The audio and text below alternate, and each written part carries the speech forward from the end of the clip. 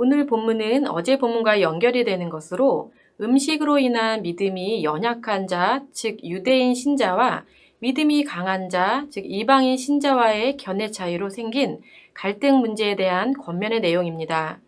음식에 대한 유대인의 관점은 레위기 11장에 근거하여서 먹을 수 있는 것과 먹을 수 없는 것으로 구분합니다. 이러한 음식 규례는 당시 모든 유대인들이 공유하는 것이었습니다. 유대인이었던 바울도 예외는 아니었습니다. 그러나 바울은 부활하신 예수님을 만난 이후에 그러한 생각이 바뀌게 됩니다. 모든 음식이 깨끗하다는 마가복음 7장 15절에서 23절을 바탕으로 바울은 새로운 관점을 갖게 된 것이죠. 그러나 많은 유대인들이 예수님을 받아들이기는 했지만 믿음이 주는 자유에 대한 확신이 약하여서 식물과 날들에 대한 유대교의 규정을 여전히 엄격하게 준수하고 있었습니다. 바울은 이러한 문제로 갈등하고 있는 로마 교회 안에 있는 믿음이 강한 자와 믿음이 약한 자 모두에게 14장 앞부분에서 서로 비판하지 말라고 호소합니다. 그리고 오늘 본문에서는 믿음이 있는 강한 자에게 권면하는 내용입니다. 13절에서는 형제 앞에 장애물이나 걸림돌을 놓지 말라고 명령합니다. 만일 믿음이 강한 자가 믿음이 연약한 형제가 보기에 부정하다고 생각되는 음식을 그의 앞에서 먹는다면 이것은 연약한 형제를 넘어지게 하는 행동이기 때문에 그러한 행동은 하지 말아야 한다는 것이죠. 다시 말해서 비유대인 신자들에게 유대인 신자들을 무시하지 말고 주 안에서 형제로 대하여 주고 주를 섬기는 그들의 삶을 방해하지 말라고 말하고 있는 것입니다. 믿음이 강한 자가 자기 양심의 자유를 사용하는 데 있어서 지혜가 필요한 것을 이야기하는 것이죠.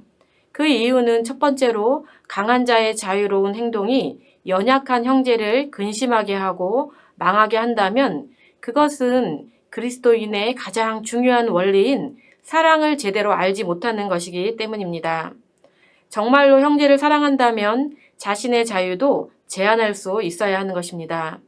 두 번째로 만일 강한 자가 먹는 것을 가지고 교회 안에서 불화와 분쟁을 일으킨다면 불신자들은 복음을 좋지 않은 것으로 보고 교회를 비방할 것이기 때문입니다. 사실 무엇을 먹고 마시느냐는 그렇게 중요한 문제가 아닙니다. 이러한 것 때문에 양심이 충돌이 된다면 믿음이 있는 자가 당연히 양보해야 하는 것입니다.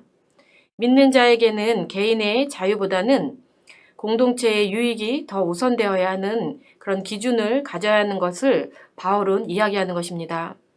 우리도 마찬가지입니다. 현재를 살아가는 우리 또한 이러한 예수님의 사랑의 원리를 잘 알고 연약한 형제를 위해 우리의 자유를 제한할 수 있어야 합니다.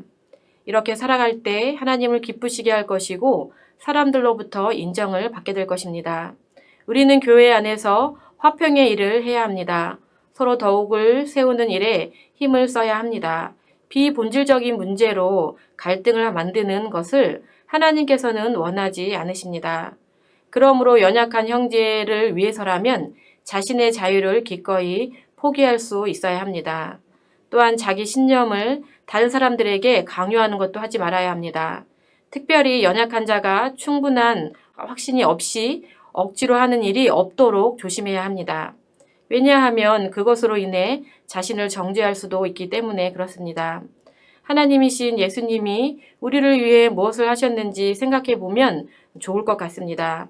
예수님은 하나님이시면서도 자신의 자유를 제한하시고 우리를 위해 죽음의 자리까지 내려오셨습니다. 이러한 예수님의 우리를 향한 그 사랑을 기억하시고 우리 또한 주님의 사랑을 공동체를 향해 또 믿음이 약한 지체를 향해 실천해야 합니다. 이렇게 연약한 형제 자매를 세워주고 서로 사랑할 때 공동체 안에서는 사랑과 기쁨과 평강이 충만하게 될 것입니다.